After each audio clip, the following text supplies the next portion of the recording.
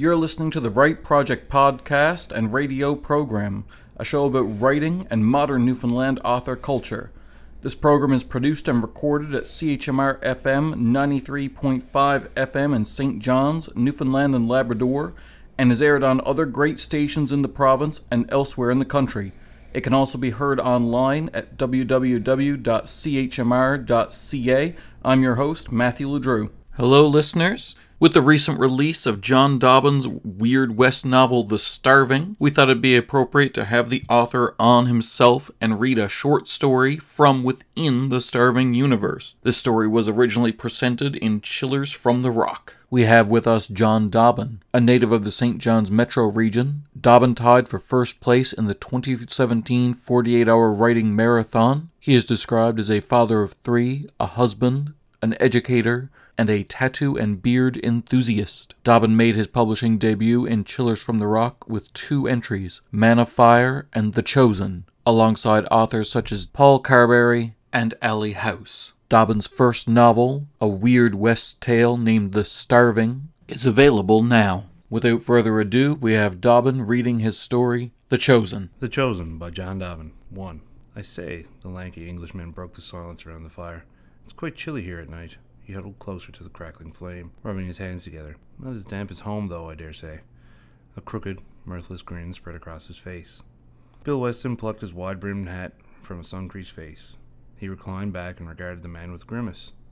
It gets colder. Snow hasn't fallen yet, he said, rubbing the coarse stubble of his chin with a calloused hand. Yep, Clancy Fifield nodded from a log he used as a makeshift seat. As he turned his coat collar up against the chill, its worn edge brushed with the back of his bowler. Weston pushed himself up to his elbows, feeling the coolness of the grass that he was using as a bed as he did. They were hired, Clancy and himself, to escort the stately Mr. Nigel Dollarhide through the wilds of Colorado. Dollarhide proclaimed himself an academic and a gentleman of delicate nature. As such, he required Clancy to do the heavy lifting when the pack mule was at rest. Weston was their guide, having cut his teeth on the Colorado wilderness as a boy and formerly held a job as a scout for the National Railroad Company. Weston sighed as he sat upright and crossed his arms over his bent knees. Rain's a lot where you're from, Nigel. The Englishman brightened, but only nodded and said, Rain? Yes, and fog. Fog so thick you could cut it with a knife. Dollarhide's face sagged, and he retreated back into himself and made a hesitant glance at his belongings, his assorted bags, and of course, the large box. Don't know much about your wares, Nigel. What have you got in that box that's been breaking Clancy's back so?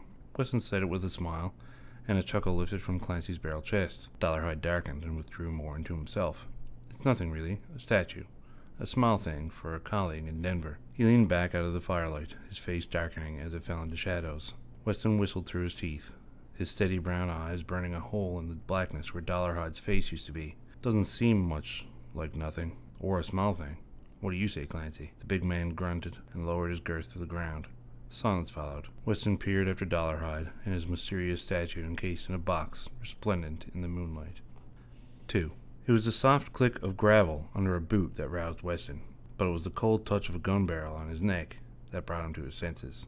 Darkness and shadows had crept over the small camp as the fire waned. Daylight was still far off, and the night was still and without sound. Easy there, a hoarse whisperer breathed into his ear.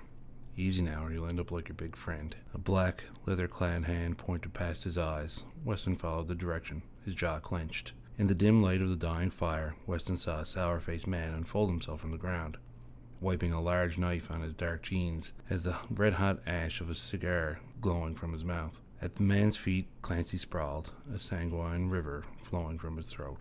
Weston began to rise, but the steel grip of his assailant forced him to remain on his knees. He craned his neck to try for a glimpse of Dollarhide. In the low light, he could see the Englishman cower next to his belongings, glasses askew as he hugged the large box, his face pressed against it. Two men laughed as they closed around him. The man at his back yanked him to his feet and guided Weston away from his bag and gun, towards the remains of the fire. As he sat, two men dragged a blubbering Dollarhide to the campground and deposited him across from Weston. The Englishman's long, sallow face was streaked with blood, dust, and tears.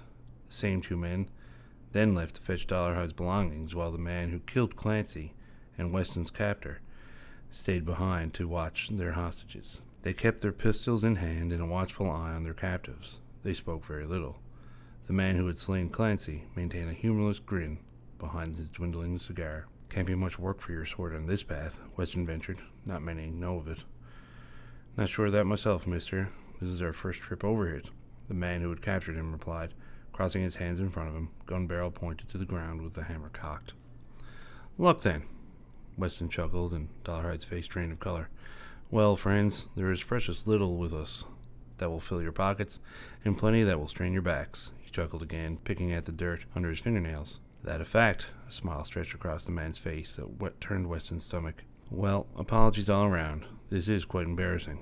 I'll just gather my friends, and we will leave your company with haste. Clancy's killer bent to stoke the fire, and the growing flame lit a toothy smile that Dollarhide cringed away from. You see, the man continued, we were under the impression that this Brit here was escorting some pretty treasure from Denver. We've been following you since you picked him up in Texas. Clancy's killer uttered a dry and low chuckle, void of levity. 3. Gosh darn it, a deep voice croaked, followed by the crash of Dollarhide's crate on the ground before the fire. The Brit nearly fainted at the sound, and had to catch himself before he lunged forward to check the integrity of the box. Carlos, you dirty bean-eater, you dropped your end. F you, Vato, the second man said in a quiet, accented voice. The two men stood across from each other, their long coats thrown back and their hands on their pistols. The bandit closest to Weston, Charlie Vato, had seen more seasons than his companions. His skin was pocked and scarred, and his pate stood sparse of hair, which remained was graying. His watery green eyes looked on the much younger man who opposed him. Carlos, with his hazel eyes and chestnut skin, sneered at the older man through a mouth that was heavily scarred, as if it was torn asunder at birth. A tense silence followed. Weston watched with interest while Dollarhide cowered closer to him. Quiet now, save for a constant sniffle. He shook all over. Idiots, the leader said, breaking the silence. Keep your hands off your iron unless you want Lazarus to put a bullet in each of you. Both men cast a glance at Clancy's murderer, who barked a mechanical laugh. The rivals turned from each other, abashed like children scolded by their father. Virgil crouched before the crate and prodded at it where it had struck the ground. He pulled away pieces of wood with his gloved hand and crumbled them between his thumb and forefinger. A frown lined his face. We'll have to check it. He rubbed his hands together and brushed the remaining wood and splinters away. Dollarhide exploded from the ground and landed upon the bandit leader, his slender, pale fists wrapped around the collar of Virgil's coat. Don't open it. Dollarhide practically salivated over the prone Virgil's face. If your life means anything to you, don't touch it. His voice had reached a high-pitched squeal that shook Weston's nerves and delivered him from momentary shock. Lazarus's senses reawakened as well, and he had jumped forward with his companions to rescue the half-mad Englishman from their struggling leader. The scramble was over almost as quick as it started. The bandits began pummeling the delirious Englishman to loosen his grip. Charlie, in particular, seemed to relish the beating. When he had satisfied himself, he and Carlos dragged Dollarhide back to Weston. Virgil rose, dusted himself off. His eyes burned as they locked on the Englishman. He called over his shoulder, "Get the pry bar." Carlos ran off. Virgil crept forward, coat thrown back and hand on his revolver. "Do that again and see how fast you enter hell." Dollarhide groaned, his wide eyes shut in pain. Virgil gave Weston a warning glance and walked away as Carlos ran out of the trees.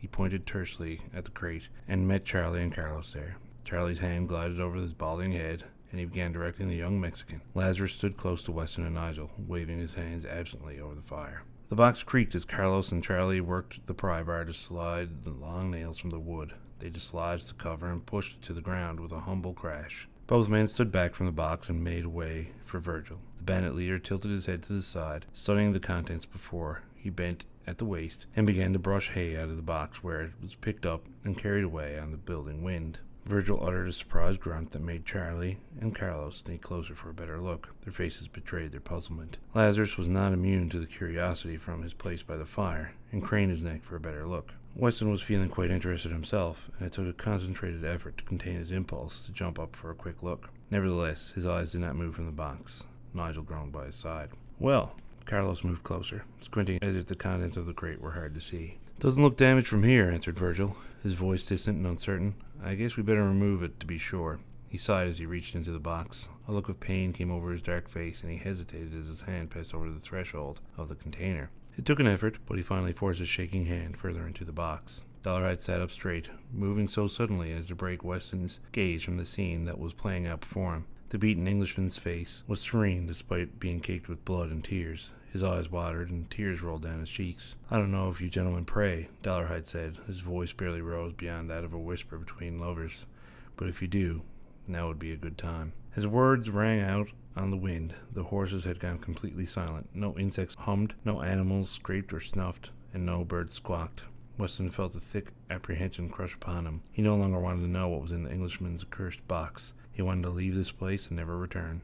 Virgil drew forth the black effigy and took it into both gloved hands, turning it over and over, upending it, his face that of disgust. The creature portrayed in the stone was bulbous and without basis in Weston's mind. As Virgil moved it about, the idol seemed to take a different shape, alter itself before his eyes. One moment it had 3 overlapping mouths, each filled with razor-sharp yellow teeth glistening against a scaled reptilian skin. The next moment it was dog-like, with a rat face, wearing a helmet, crouched and clenching man-like fists. Weston tore his eyes away from the statue. He turned to Dollarhide, who sat wide-eyed and slack-jawed, eyes clasped on the scene before him, froth gathering at the corners of his mouth. Charlie and Carlos closed in on their boss, as did Lazarus, seeming to have forgotten their captives. Weston caught a glance of Lazarus before he moved off. His face was that of a man entranced. He licked his lips under his heavy brown beard, and he began to remove his heavy leather gloves. "What an ugly piece," Virgil managed, attempting a laugh. "Put it back in the box," Charlie coughed, his hand furiously rubbing his sparsely haired scalp. "I can't bear to look on it," but he made no move to look away. "Is it okay?" Carlos chimed, leaning closer. "Seems so," Virgil said, turning it over again. "Weird is what it is. It's solid, and it's heavy, but it looks liquid." And in a whisper, "It keeps changing." At that, Weston turned his eyes to the bandits, careful to keep his gaze away from the idol. "Pass it here, Virgil," Lazarus said. His voice was rough, like rocks grating rocks. He was back onto Weston, his shoulders tense and his back straight. He stretched one open hand in front of him. Virgil grasped the prize tighter to his chest, the dark leather of his gloves creaking with the pressure. "I just want to look at it," Lazarus breathed out, effort and pain mixed in equal measure. Virgil backed away from his compatriot, stood statue still, gripped tightly into him, anger and confusion spreading across his face. As he moved, Lazarus's knife appeared in his hand, as if he had conjured it, Clancy's blood still staining it. Reading Lazarus's intention, Virgil whipped back his long jacket and made for his revolver. Lazarus sprung into action with the quickness and savagery of a feral beast. He lunged forward, gripping Virgil's gun hand before he could level it on him, and, with one murderous strike, plunged his blade deep into Virgil's belly. Virgil dropped his gun and groaned as he fell back, holding his stomach. Carlos followed him to the ground, his hand putting pressure on the wound along with Virgil's. Lazarus turned away from them and began to walk towards the fire. His face was grim. Darkness came over it in the flickering shadows of the fire. He held the statue, slender fingers curled like claws around the smooth ebony surface. Weston was not a man who scared easy. Yet at the approach of Lazarus and the statue, the hair on the back of his neck stood on end. It was past time to leave. Weston hopped to his feet and grabbed the bleary-eyed Dollarhide under the arm, yanking him to his side and making a run for his bag. It took no more than an instant to reach his belongings, and less than that to grab his revolver. Then the screaming began. To his side, Dollarhide began to moan and wheeze. A wet gurgle oozed forth from his jaws. Trying his best to ignore him, Weston holstered his gun and began to move again, grabbing the Englishman's arm as he did. A high-pitched, inhuman wail came from behind them. Weston whirled with frightened instinct and drew his gun again. The world behind him had gone insane.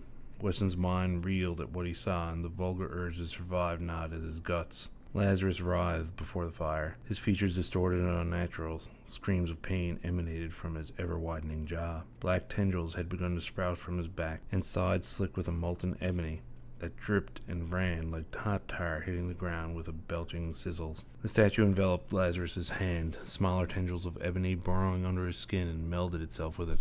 More screams flowed from Lazarus, and Weston's whole body began to ache with their reverberations. Gunfire drew his attention away from the transforming bandit. Weston caught sight of Charlie, in one hand still grazing the sparse hair on his balding head, firing 2 more shots into what had once been Lazarus. Charlie wore a mask of horror, and tears rolled down his wrinkled and worn face. His shot slammed into Lazarus's convulsing back, and the black tar splattered to the ground with a horrendous squelch. Lazarus was pushed a step or 2 towards the fire, but the shots had little effect otherwise. Lazarus's eyes glazed over as the black ooze crawled over his face, covering his large beard so completely it looked as if it were dissolved. Those same eyes narrowed, and a familiar smile grew across Lazarus's lips. The monster before Weston turned toward Charlie, a slow, plodding movement that started with a turn of the head and followed through with the rest of the body. The new black tendrils moved in unison with Lazarus's human legs. When it faced Charlie, it unhinged its jaw and screamed its blood-curdling cry once more. Charlie let his gun drop and put both hands on his head, tearing at what little hair was left. He mouthed, "No, no, no, no," but no sound escaped his throat. Lazarus jittered towards Charlie in a slow, uncertain walk. As he moved off, Weston caught sight of Carlos and Virgil. The latter still grasped at his wounded stomach, blood now trickling from the corner of his mouth. Carlos remained kneeling over him, face pale and uncertain, and pistol now in hand. Weston pawed at Dollarhide beside him, his eyes unable to move from the scene that was unfolding in front of him.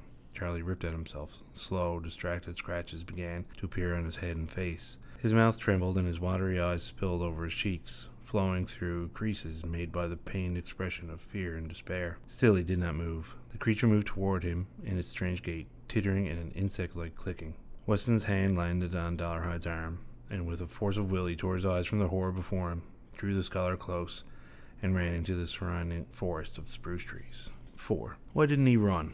Weston growled as he pushed his way past trees and navigated over rocks. Dollarhide stumbled along behind him, groaning when he could catch his breath. He could have run. He could have blasted away, could have killed the sucker. He panted as he plowed through some low-hanging branches that whipped at his face. Weston knew the answer, of course. Charlie was in shock.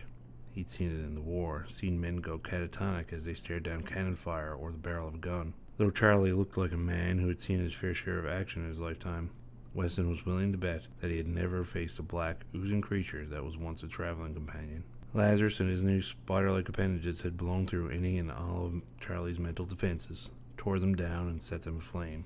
A scream rolled over the silence of the night, a clap of thunder made of human pain. The scream was loud and long, its ending so sudden that it made Weston's skin crawl. A laugh echoed in it.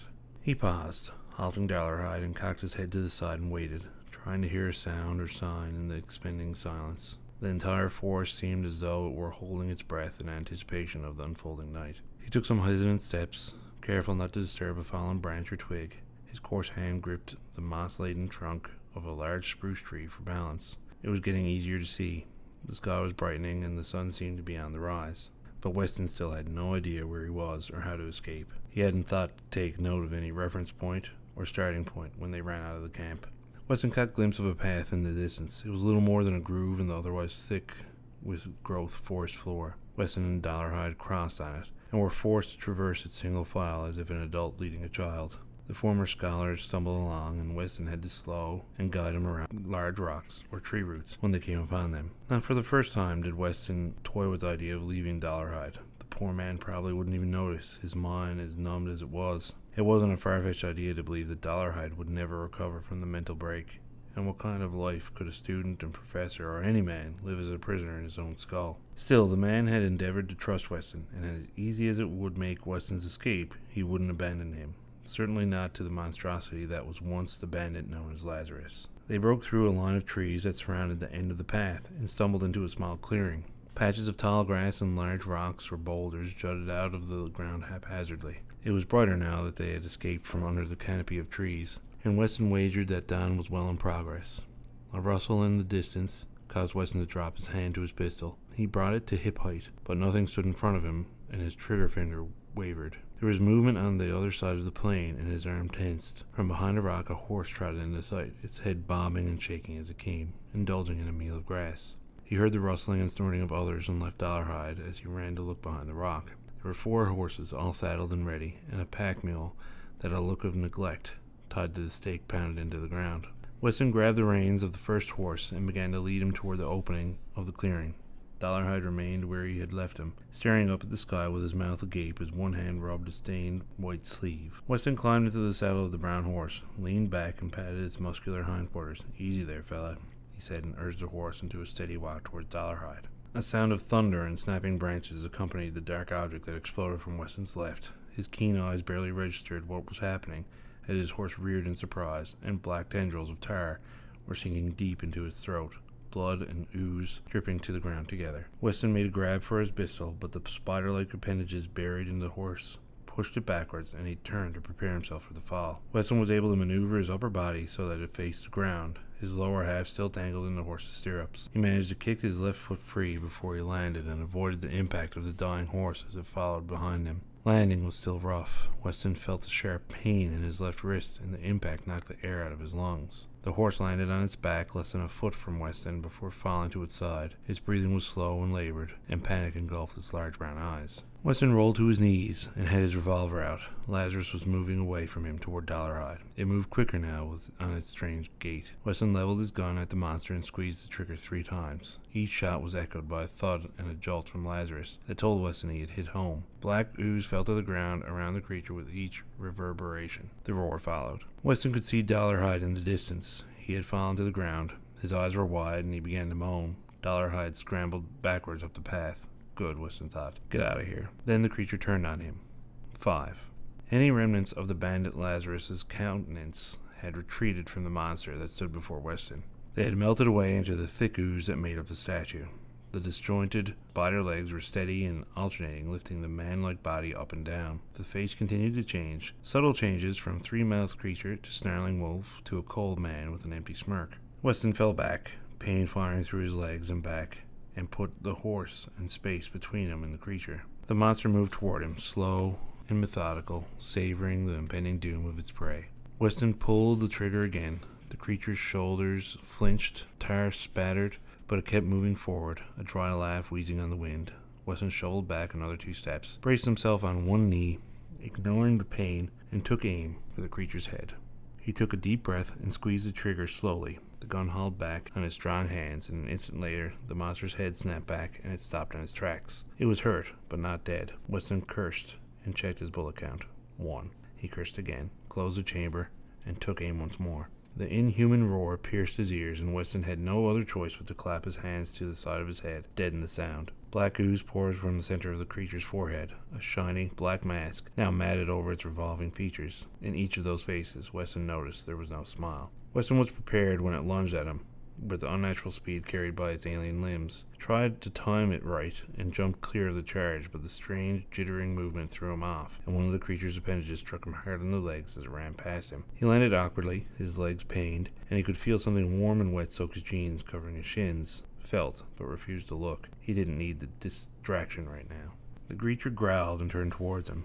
3 mouths stared down on him for a moment, each with its own teeth bared. It brought one of its oil-slicked, spider-like legs into its line of vision. A red liquid had joined the tar-like drop-off. It made a clucking sound of disapproval, and when it lowered its unnatural limb, all 3 mouths were grinning Lazarus's lazy, mirthless grin. Weston propped himself up on his elbows and knees, slowly dragging himself to a wavering stance that shot courses of pain through him and made him queasy. He did his best to ignore the pain, but couldn't imagine his facial expression held anything but a look of anguish. He placed his gun in front of his jeans, just behind his plain silver belt buckle. He nodded at the creature and mimed drying his gun. A harsh laugh was his only answer. The sun had begun to rise, and the heat of the light fell on him. Weston had no plan.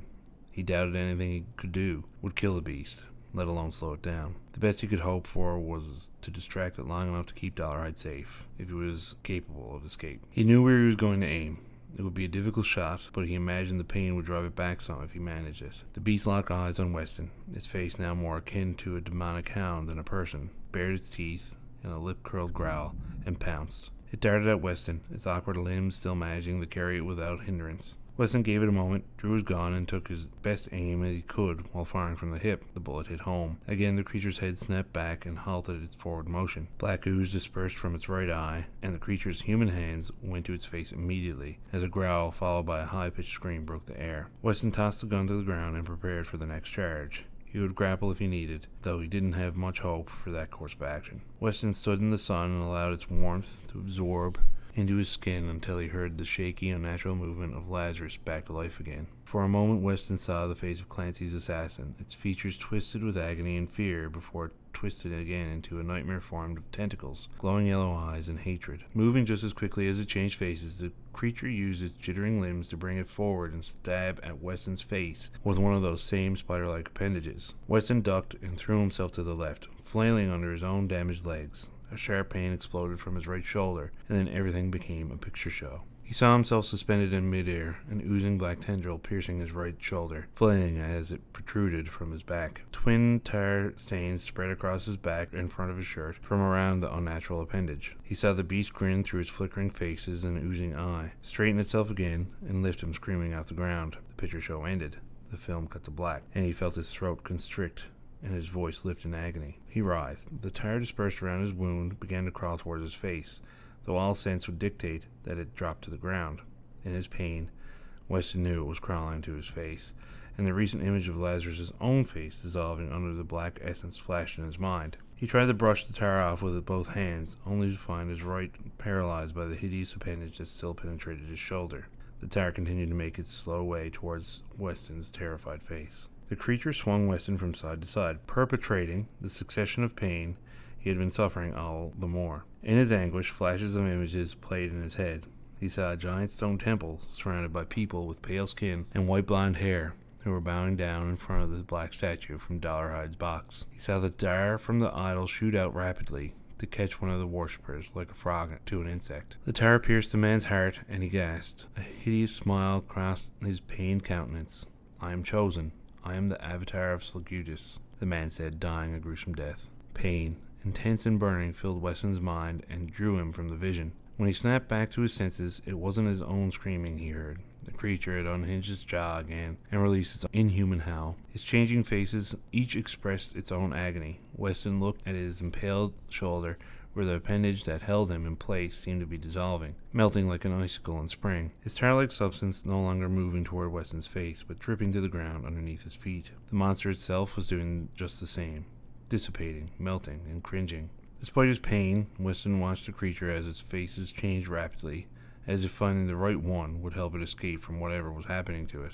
Even as Weston watched it, he could see the tar run off in rivulets, making its alternating faces become thinner and lined, their noses sagging, and their yellow eyes becoming pouched and watery. The beast was dying. Weston fell to the ground, where a wet sensation greeted him as he struck, and something cold spread across his back. The sun's warmth eased his pain, but he covered his shoulder wound with his opposite hand. It came away drenched in black and red in equal measure. Weston struggled to his good elbow. The creature was still in front of him, but had fallen to its knees. Its spider legs had melted into puddles of blackness that surrounded the beast on all sides.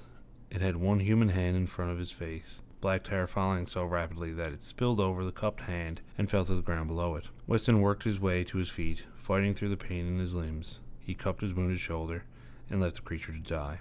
It moaned behind him, a whiny, unnatural noise that chilled Weston. He stumbled towards the path that had brought him to the plain, trailing gore behind him. The path spilled into the plain with a tangle of branches from the tall spruce trees. As Weston approached, he heard a soft murmur, a drone that reminded him of running water. Weston pushed back the branches and saw Dollarhide prostrate, lips moving rapidly, fingers twitching, and chest vibrating with quick, shallow breaths. Weston knelt next to the man, his eyes vacant and staring up to the sky. "Nigel, are you all right?" "Light defeats dark. Morning uncloaks nightmare," the Englishman repeated through a croaking voice. Saliva still gathered at the corners of his mouth. "Wait here, Nigel." Weston groaned and staggered to the horses he hoped remained on the opposite side of the plain.